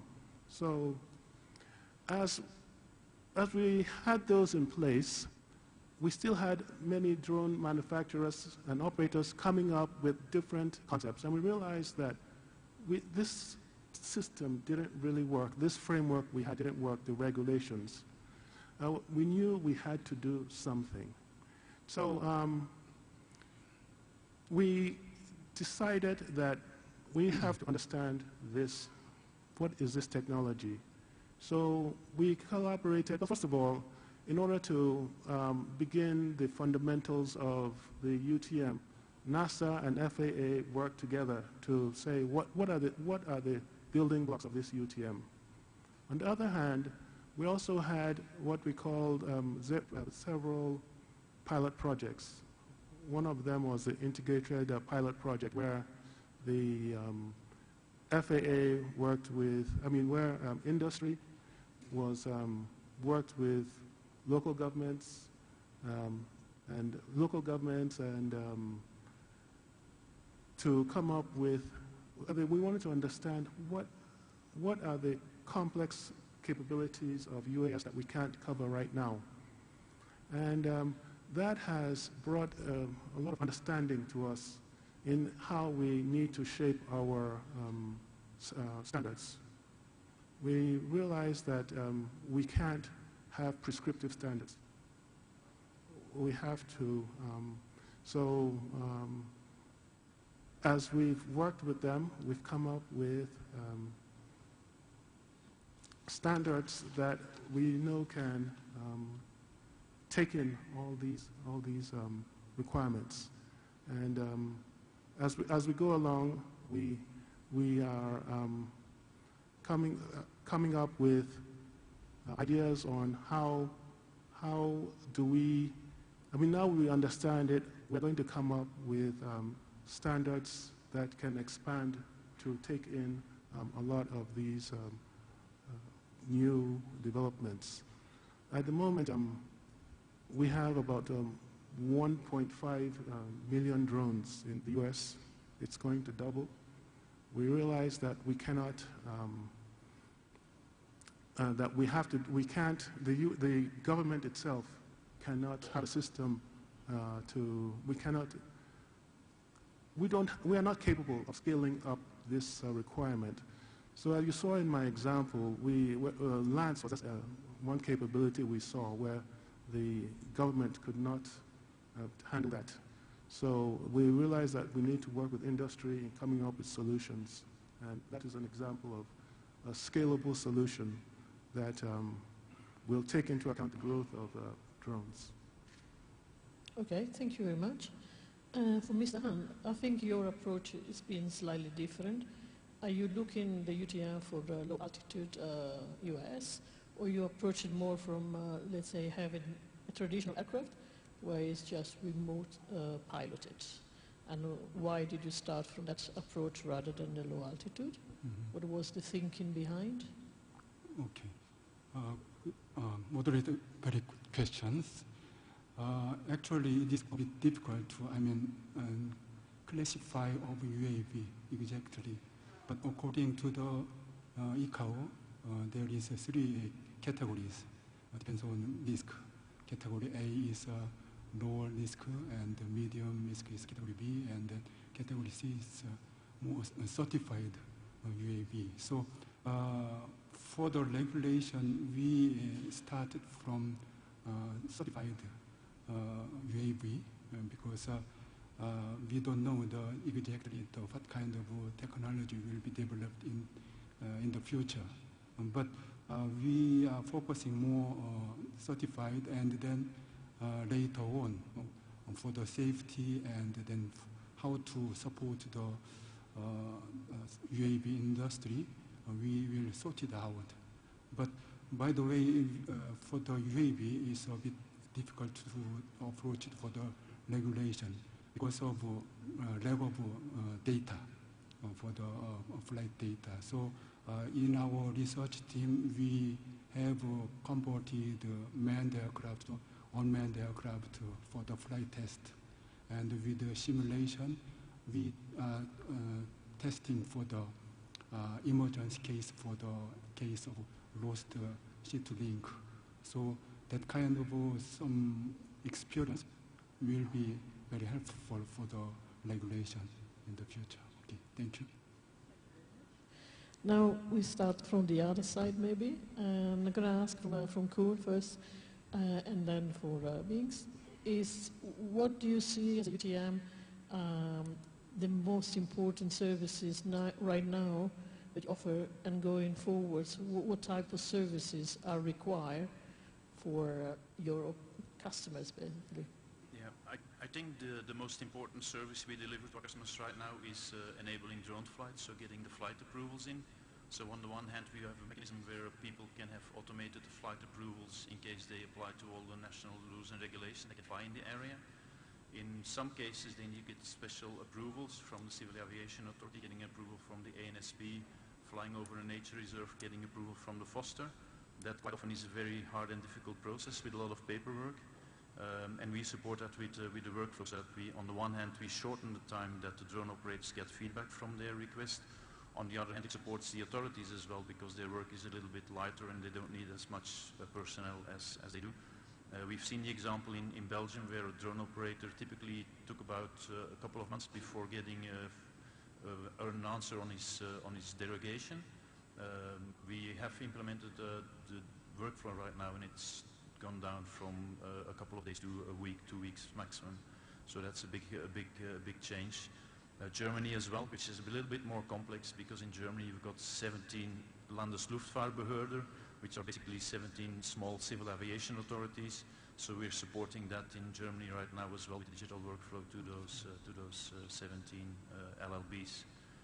Looking more towards the future, we have our flight queue where we right now do situational awareness. So we give warnings to people if they're flying in a no-fly zone, if they're flying outside their flight plan or too close to manned aircraft, or another drone.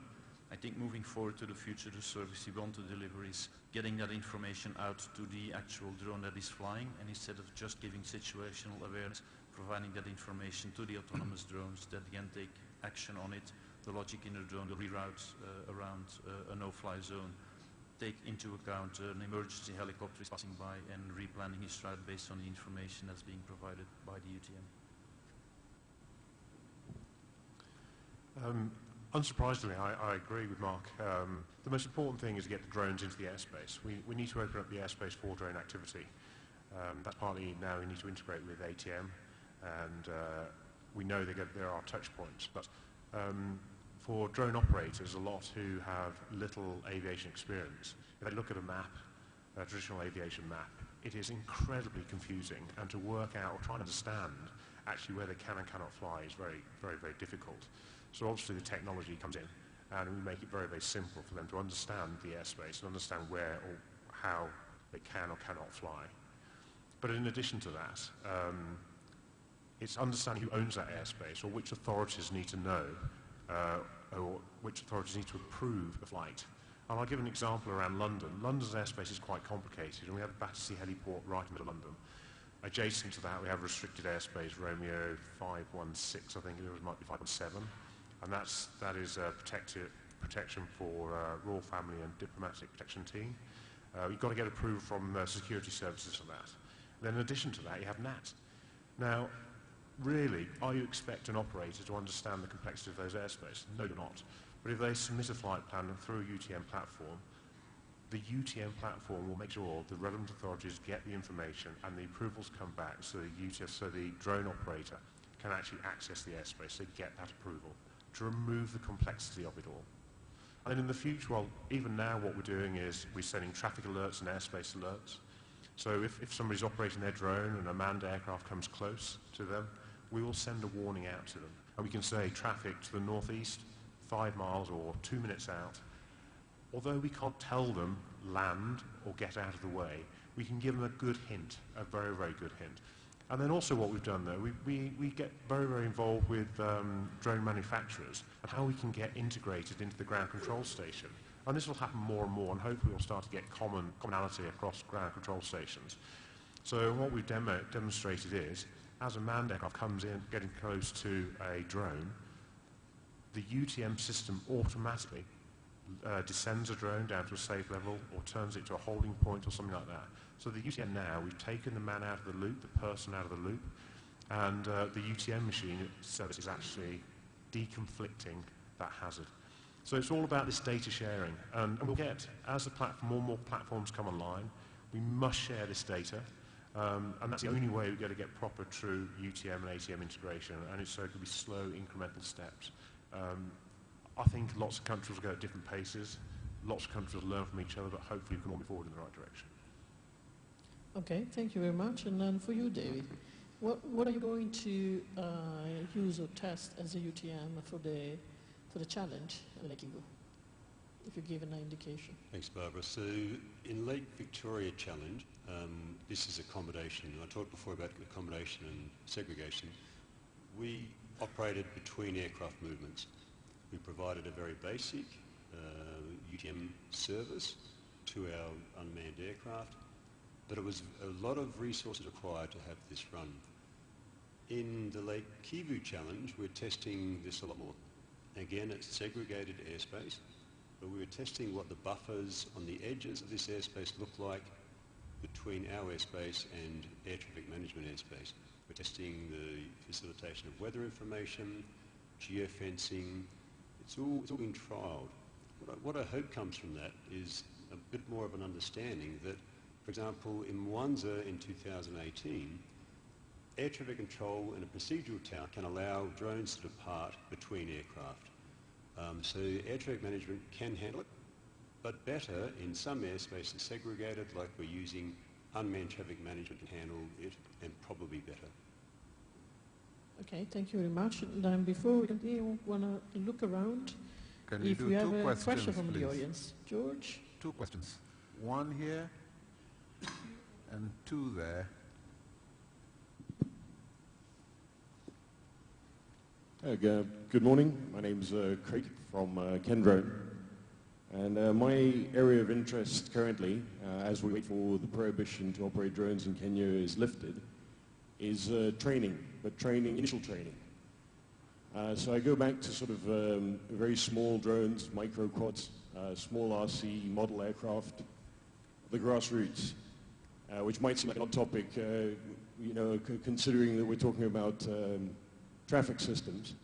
But the regulators and the traffic systems, are they considering that if we stifle the grassroots and the basic entry level where most people will probably fly their first drone, is that going to cause issues? Is it something that's being looked at? I mean, we have the issue in the US of remote ID very likely stifling the radio-controlled aircraft communities, the FPV communities. You know, with training, you can create a foundation of safety, and that's a bedrock of aviation. So if you make it too difficult for people to even enter into the industry, perhaps young photographers who want to use a small quad. So my question really is, the regulators and the air traffic management systems, are they also looking at the small systems and the grassroots? Thank you. Next question. Good morning, everyone. Good morning, everyone. My name is Jan Smijtink, working from the Kigali-Rwanda Aviation Accident Investigation Division. I appreciate that the first speaker mentioned the meteorological aspect. I'm wondering how much the heavy thunderstorms that occur frequently in this area do affect drone operations, and how far we are with, for example, superimposing weather radar data in flight planning and preventing during the actual operation the drones actually fly into thunderstorms, which affect their operation and which obviously also would affect safety.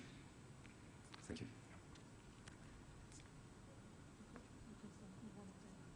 Who doesn't want to take the first question? You want to take it first, yeah? Yeah, absolutely. Talking about training and stuff, I couldn't agree more with you. Grassroots is where we really need to start. And I'll regularly go out to schools actually and start doing presentations to schools. But it's not just about learning actually how to fly and operate a drone safely.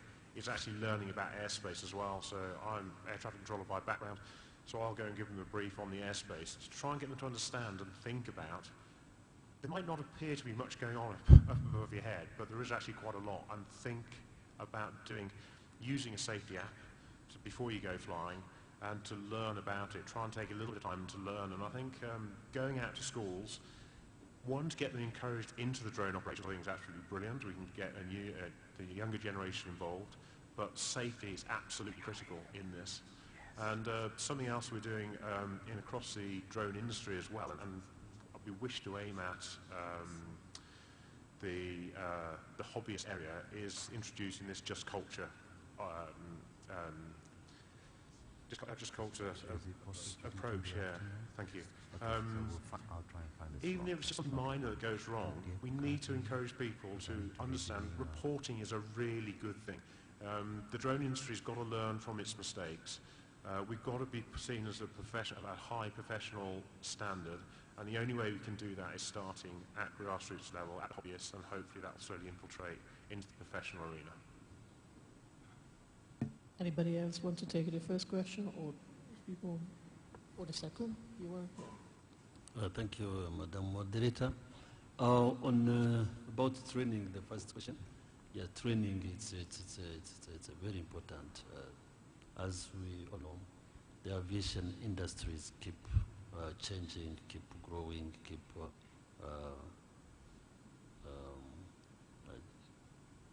give us challenging. So training is very important. But if you look at the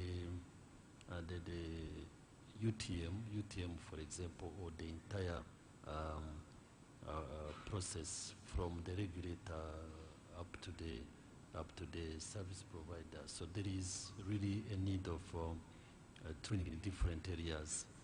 But again, if that challenge can really be transformed into the opportunity for the private sector to look at it and then try to customize the training modules aligned with the UTM, aligned with the safety, the new concept on safety when we have to provide service for drone. So it's an opportunity for the private sector to look at it, and then probably it will be managed and it will be addressed because it's an area which is really being developed. We do not have any doubt that the training will be really addressed. But so far as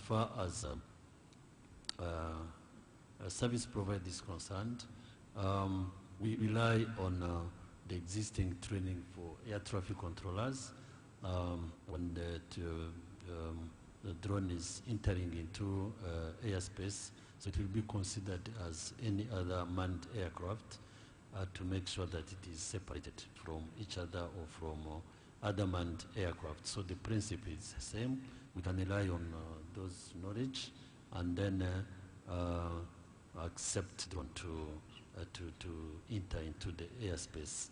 So on the UTM, of course, we rely on the existing knowledge for our engineers.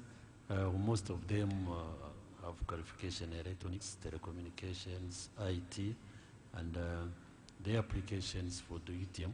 Most of the skills needed are around those skills. So we rely on that, but we would like to see really the training modules be customized on the UTM needs. So on the second question about the weather, the Lake Victoria challenge is a solution. It's a practice there. Those who will go there will see how the weather has been incorporated into the drone services at in Karongi. So the fiber optic, which has been already around that place, so it can provide the weather data automatically at the drone port. But also it is supported by the forecasting, which is being done on daily basis using the radar weather, but also other satellite modeling to be able to be forecasted, to do forecasts around the Lake Kivu. So the weather information is a very important as a key component to make sure the operation of flight competition will succeed. So on daily basis, we collect the local or the local weather information, but also we do forecasts using the weather supported from the weather meteorology agency. So basically, it is something which can be possible. It is being done, and it is very considered. But if you look at now the weather issues in general, it affects drone operations, and it depends on, again, the capabilities of the drone. So that is also another challenge whereby the drone manufacturer should look at it, improve, and make sure that their operation will not be compromised when there is a bad weather phenomena, or stop their operation. So that is a challenge for the drone manufacturer to improve their aircraft to be able to sustain and operate in all weather conditions. But really, currently, we have observed some challenges caused by weather during the drone operation. So it is still there, but we share the information to them. We try to give them the platform whereby they can assess the weather condition where they want to fly and then take decision. But again, it's an effort to be done by the aircraft manufacturers to improve their aircraft to be able to